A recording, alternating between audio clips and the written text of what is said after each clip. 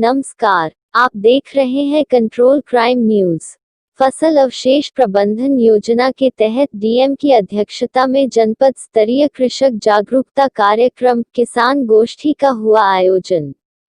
लखीमपुर खीरी, शनिवार को कलेक्ट्रेट सभागार में जिलाधिकारी शैलेंद्र कुमार सिंह अध्यक्षता में किसान फसल अवशेष प्रबंधन योजनांतर्गत जनपद स्तरीय कृषक जागरूकता कार्यक्रम का आयोजन हुआ, जिसका शुभारंभ डीएम ने फीता काट कर किया।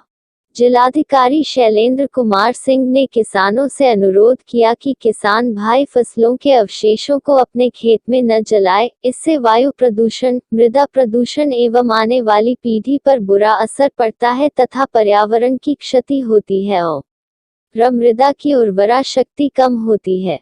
कृषि विभाग द्वारा फार्म मशीनरी बैंक के माध्यम से कृषि यंत्रों पर 50 से 80% तक का अनुदान उपलब्ध कराया जा रहा है। यंत्रों के प्रयोग से फसल अवशेषों को मृदा में मिलाकर उचित प्रबंधन करते हुए कृषक फसलों की उत्पादन एवं उत्पादकता को बढ़ा सकते हैं। इसके साथ ही ₹5 लाख तक की फार्म मशीनरी बैंक की स्थापना गन्ना समिति, साधन सहकारी समिति एवं ग्राम पंचायतों पर की गई है, जिसके यंत्र किसानों को किराए पर उपलब्ध कराए जा रहे हैं। उपस्थित किसानों से अनुरोध किया गया कि गोष्ठी में प्राप्त जानकारियों को अपने ग्राम पंचायतों में प्रचार प्रसार कर अन्य किसानों को जागरूक करें, जिससे कि सभी किसानों को लाभ प्राप्त हो सके।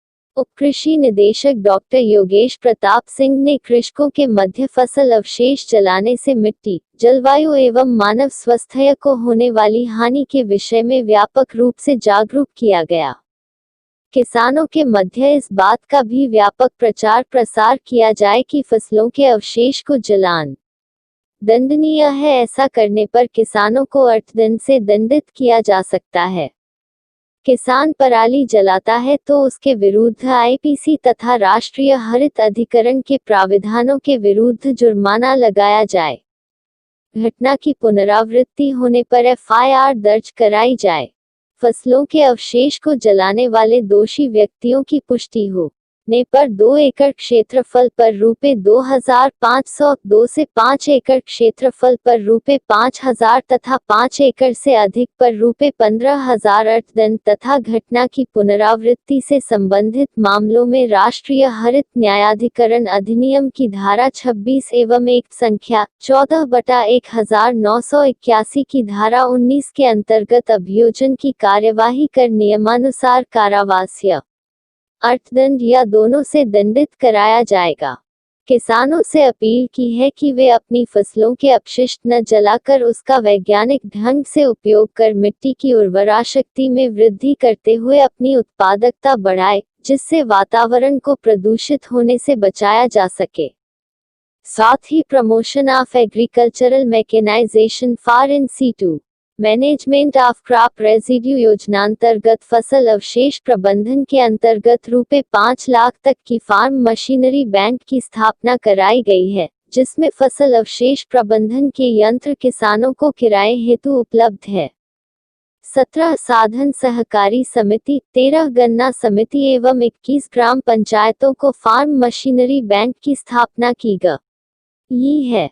माननीय राष्ट्रीय हरित अधिकरण अधिनियम की धारा 24(26) के अंतर्गत फसल अवशेष जलाया जाना एक दंडनीय अपराध है। पर्यावरण क्षतिपूर्ति हेतु दंड के प्राविधान निम्नवत है। 1.2 एकड़ से कम क्षेत्र के लिए ₹2,500 प्रति घटना।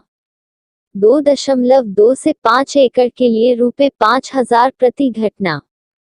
3.5 एकड़ से अधिक क्षेत्र के लिए ₹15,000 प्रति घटना। अपराध की पुनरावृत्ति करने पर कारावास एवं अर्थदंड से दंडित किया जाएगा।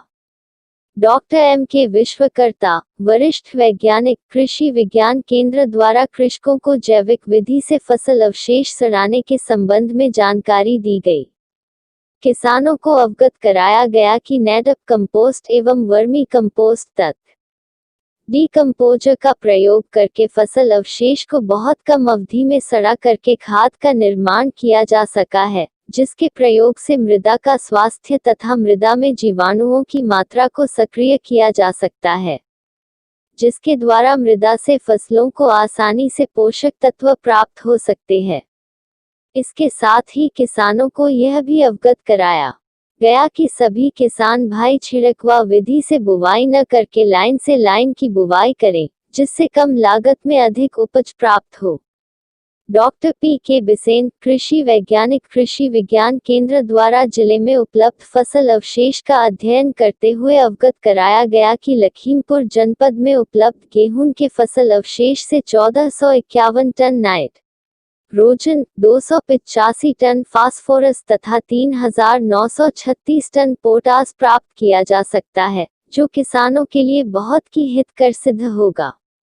उनके द्वारा यह भी अवगत कराया गया कि जनपद में कार्बन की उपलब्धता 75 थी, जो अब घटकर के 20 तक सिमट गई है, जिसका कुप्रभाव मृदा पर पड़ रहा है।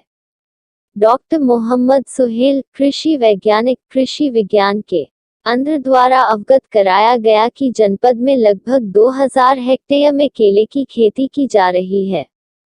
औद्यानिक फसलों के फसल अवशेष से तैयार खादों में 7 तरह के पोषक तत्व एवं विटामिन B6 की अधिकता होगी है। औद्यानिक फसल अवशेषों से तैयार खाद्य की गुणवत्ता उच्च श्रेणी की होती है।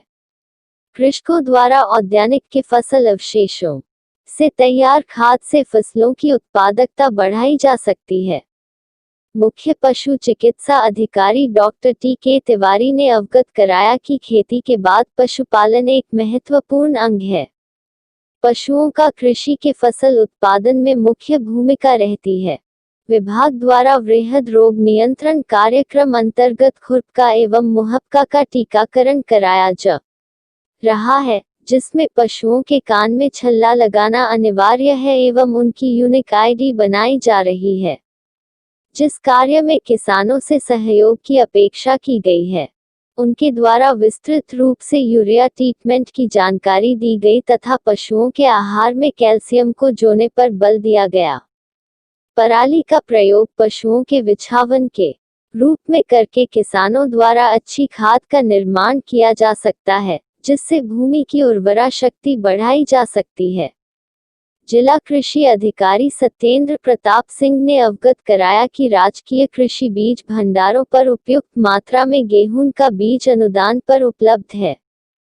फसलों के अवशेष न जलाने का अनुरोध किया गया। जिला कृषि रक्षा अधिकारी डॉक्टर आई.के. गौतम ने अवगत कराया कि राजकीय कृषि रक्षा इकाई पर ट्राइकोडर्मा एवं विबेरिया वैशियाना की प्रचुर मात्रा में उपलब्धता है। कृषि रसायन से होने वाले विभिन्न रसायनों का मानव स्वास्थ्य पर पड़ने वाले प्रभाव के विषय में आह्वान किया गया कि किसान कम से कम कृषि रक्षा रसायनों का प्रयोग करें। अंत में उप कृषि निदेशक डॉक्टर योगेश प्रताप सिंह द्वारा उपस्थित कृषकों को आभार व्यक्त करते हुए धन्यवाद ज्ञापित करते हुए गोष्ठी का समापन किया गया। आयोजित कार्यक्रम में उप कृषि निदेशक डॉक्टर योगेश प्रताप सिंह, जिला कृषि अधिकारी एस.पी. सिंह, जिला कृषि रक्षा अधिकारी डॉक्टर आई.के. गौतम, प्रक्षेत्र प्रबंधक जमुनाबाद डी.के. सिंह, वरिष्ठ वैज्ञानिक doctor S K. Vishwakarma, doctor Pradeep Kumar Bisen, doctor Mohammad Suhel, doctor Jiyalal Gupta, कृषि वैज्ञानिक के.वी.के., वरिष्ठ दुग्ध निरीक्षक नंदलाल वर्मा, सहायक रेशम विकास अधिकारी, गन्ना विकास निरीक्षक एवं मुख्य पशु चिकित्सा अधिकारी डॉक्टर टी.के. तिवारी का साथ अधिक संख्या में कृषक उपस्थित रहे।